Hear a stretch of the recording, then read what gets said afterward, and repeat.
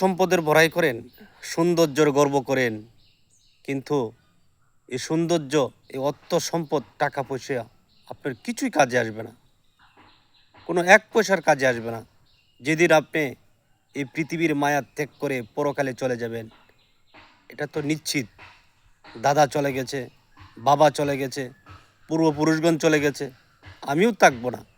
এই জিনিসের প্রতি যার চিন্তা ভাবনা চেতনা রয়েছে, সে খারাপ কোনো কাজ করতে পারে না, সে অন্যায়কে প্রশ্রয় দিতে পারে না, ন্যায়ের পথে থেকে, সত্যর পথে থেকে সে দুনিয়ার গঠন করতে চায়।